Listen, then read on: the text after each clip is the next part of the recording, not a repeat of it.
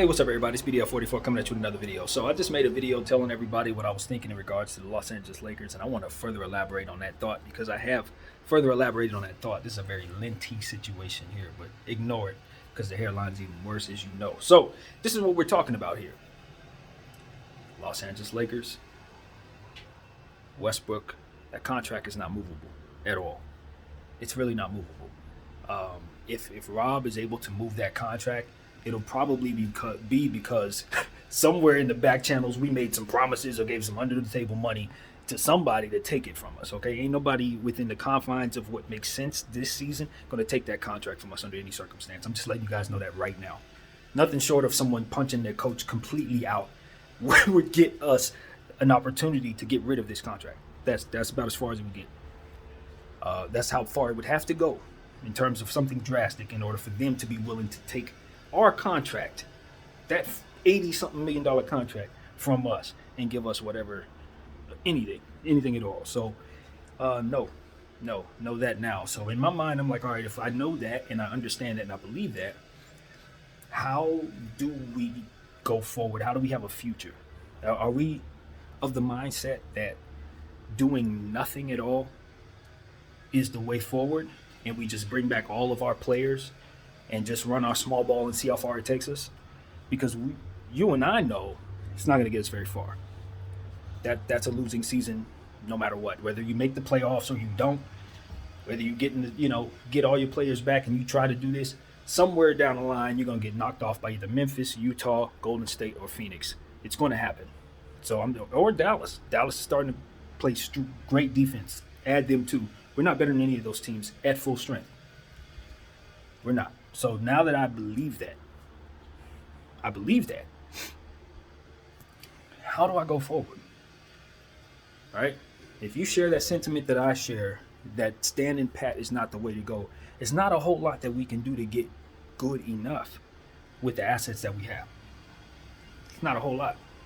We would need to be able to get rid of that Russell Westbrook contract and then somehow turn his value into players that overall fit what we do. Then we would need, in my opinion, to change our play style offensively so that we could get more out of the players that we'd have then. That's two different things that need to change that don't even look like this on the horizon, because in order to change our play style, in my opinion, we're going to have to change our coaching staff. We're going to have to get an offensive coach who's going to know how to run certain things that are going to make it so that this team can get the most out of itself offensively. Frank Vogel is not an offensive coach. These are offensive players, period. So I'm looking at all this. I'm saying, okay, the Lakers they're between a rock and a hard place. They're losing in two different ways, basically. They're losing schematically and fundamentally, and they're losing because their players are not good enough. So what do? I'm telling you, the only conclusion that I've come to is, honest to God, trade AD for picks, trade LeBron for picks. That's the conclusion I've come to, because I can't get rid of Russell Westbrook. I think we're mediocre going forward with all three of them, regardless of what we try to do, because we're bunched into a corner with the little production that Westbrook gives us and what he takes from us as a team anyway, on top of the fact that he is the reason why we can't get better. Like, he's the bulk of like $40 million worth of players that are not going to be on the floor because of his presence. So what we need to do is make a decision, because we're in no man's land. We're where I think the Pacers are, to where maybe at our best we can get to the first round and then we're out. But on average, with what we have, we're not even going to make the playoffs most years. The only reason why I think we make the playoffs this year is because of the presence of both a weaker Western Conference and a play-in tournament. That's the only thing that really gives us cushion to believe, okay, we can get away with this. I just don't think, and then you look at the fact that we don't have a pick until 2027. You look at the fact that we are, in fact, stuck with this Russell Westbrook contract for the next 2 years. You look at the fact that LeBron James is in year 19 playing some of the best basketball of his career, which means you're probably going to be able to get the most for him right now. I'm telling you the truth. His value is at peak right now. And so I know nobody's crazy enough to trade him but me. I'm the only nut that would do that. But I'll tell you what I'd get back for him is whatever the hell I want. Literally anything. There are certain untouchable players that are out there that probably will not be involved, but most teams are going to want to get involved. And when they do, they're going to want to mortgage their future for this guy. Why? Because not only can he give them the greatest player in the world, but he can also give them a draw to put booties in seats. If LeBron goes to Sacramento, every game is sold out for Sacramento, not only at home, but they're selling out games for owners elsewhere on the road, because wherever LeBron goes, it sells out. So you're an asset not only for yourself, but you're an asset for other owners just by owning this guy. That's why I know nobody's crazy enough to trade him, but me. But see, what I know is the Lakers are about to lose him anyway. He's going to be gone in about 2 years. And when he's gone, guess what you also have? No picks. Bad Westbrook contract. Probably whatever bad contract you're about to do, because you're going to give away more assets to try to get a player to help him win. More bad contracts. AD's contract, bad contract. Sorry. AD's going to be injured going forward. And I mean, that's just what history tells us. So I'm looking at all this. I'm saying, okay, the Lakers are going to be one of the worst teams in the league and show nothing for it every year after LeBron leaves until we are able to put together a team full of rookies.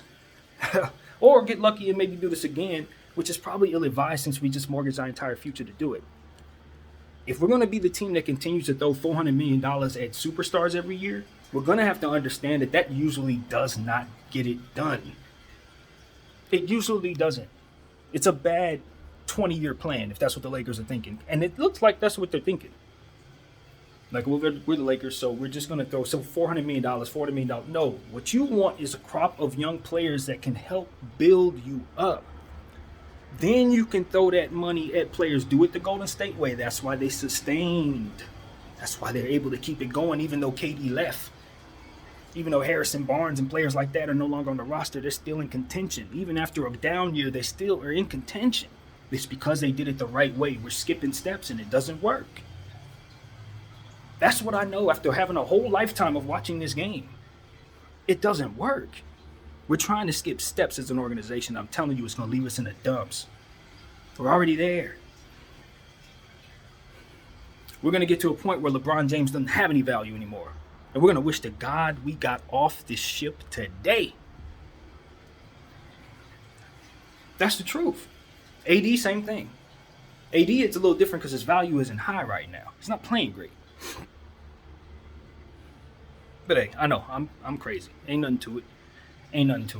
I'm the guy that would give away $1 billion if it was a problem for me. So don't pay me any attention in that regard. But what I'm telling you is this is a problem for us.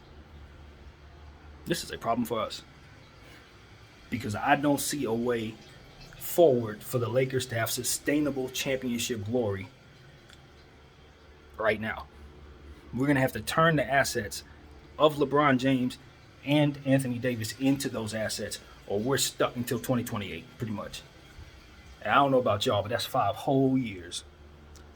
I'm not saying we're going to be good that year either. What I'm telling you is that's when we'll have picks again. Our own picks. For whatever that's worth. And in an NBA where picks are swapped around left and right, maybe not as much. I'll give you that. But what I'm saying is you want to give yourself an opportunity to have life be more easy for yourself down the road. Because you see how hard it is right now. That's what I'm saying. It's like, look, yeah, there are a million ways to gain picks, but isn't it better to have your own? Isn't it better to have somebody else's right now rather than not have any and just be stuck here with pieces you cannot move?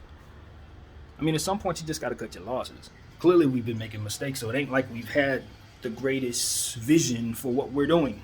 If we did, we wouldn't be in this hole right now. And sometimes you just got to be honest about that, too. But, nevertheless, I'm just a guy watching from the outside as a fan saying, hey, I want the Lakers to win. You know, I want to see us do it by hook or crook, whatever way you get us there. I'm happy, but I believe in cutting losses. And I'm a realist. And I look at Russell Westbrook and I say, I cannot turn him into anything. If I could, this conversation changes, because then I don't need to think about turning anything else into that future.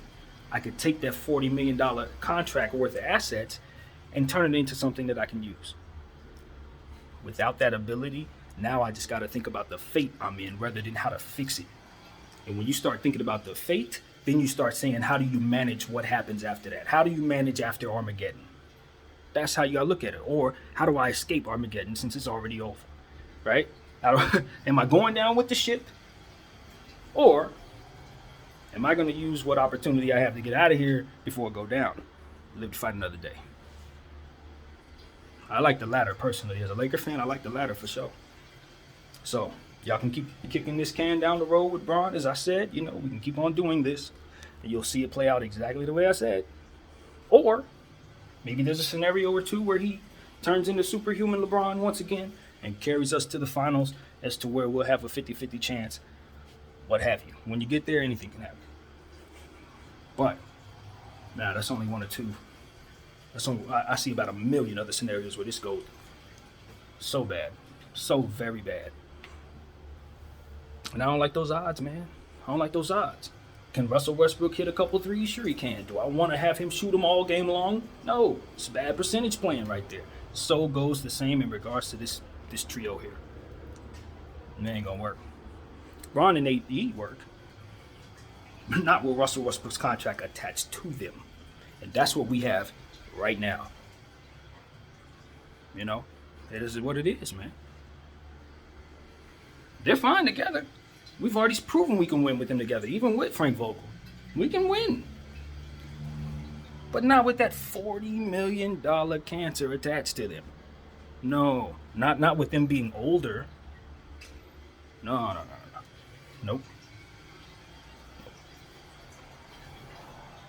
And I'm not delusional about whether or not we can get rid of Westbrook. We can't. That's stuck.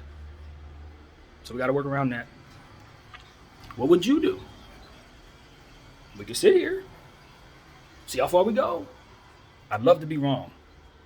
Maybe we run through all those teams, bull past them. I don't see that, though. That's not one of the scenarios I'm seeing with this roster and the way we play. Small ball, bulling through who? Rudy Gobert? Draymond Green? DeAndre Ayton? We saw how that went. They already got us.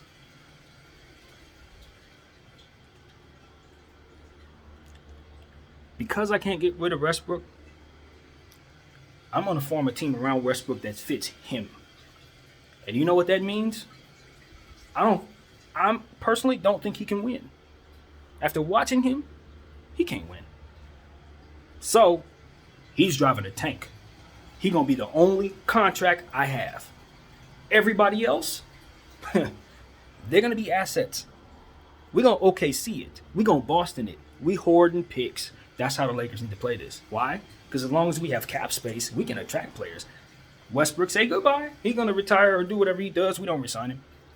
After those 2 years, now we have the assets that we've traded these players for and the money to go pick up whoever is in the 2024 free agency pool, of which I haven't looked at. So it may be good, may not be. I don't know. But what I'm saying is you got the Laker locale to attract those players. They're going to sign. Somebody's signing, bro. They're going to sign. Because you're going to have a bunch of picks. You're going to have LA sunshine, and you're going to have the ability to make it so that they can win. On top of all of that. So I just, and LeBron will be retired by then. AD will be whoever he's going to be.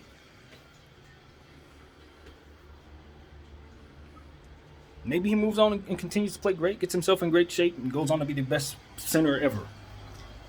I see a few scenarios where that's possible. I see 100 million more where he doesn't. I see 100 million more where we're going through this with him until his contract expires, where he plays maybe an average of 37 games a season. There's 82 games. Now, where I got that number from the top of my head, so don't run with that. But what I'm saying is he's going to miss a lot of the season, y'all. That's the bottom line. That's literally the bottom line, if history tells me anything. So, I don't know. I mean, is what I'm saying drastic? Yes. Will we live to fight another day if we do what it is I'm saying? Absolutely. Now, could I be wrong and LeBron James plays like this for another 7 years? Heck yeah, that's possible. Look at him. He's LeBron James. He's doing this at 37. He could probably do this at 47. I don't know. And you probably want to be the team he signed to if he does. I'm not saying every scenario looks the way that I see it going in terms of it failing, but what I'm telling you is how many others do you see where it does? Too many others. And that's how I want people to look at things, man. We tend to grow to look at things in black and white, this or that. No, no, no. What I'm doing is counting scenarios, playing percentages. I only see about 3 scenarios where the Lakers win the championship. I see about 367,548 million where the Lakers don't. Do you understand what I'm saying? That's how real it is, y'all. We got to cut our losses. So that's what I'm lobbying for. And look, I'm cutting dry, man. I'm ice cold. I don't have a heart for this kind of stuff. You know what I mean? As it pertains to, this is what is considered disrespectful to these Hall of Fame players. I can appreciate that truth. I'll be that bad guy. You feel me? As a Laker fan, I'll be that bad guy. Because this is what I'm about. You know? With respect, I ain't felt attached to nobody since Shaq left. You know, for me personally, it was always, what you gonna do for us? I was like that with Kobe. You think I ain't gonna be like that with anybody else? Come on, fam. Let's be real. I just don't want our team to go down the toilet just because we wanted to be a part of this, which is great to be a part of, but not enough to win the championship at this point. We should not have picked up Westbrook. That was our fatal flaw. That was it. That's the bottom line. Sometimes you just try to do too much. You know, when the ingredients are just right, you can stir it up a little bit, it tastes real good, it's good. But once you put the wrong ingredient in and you put too much of it, it's ruined forever.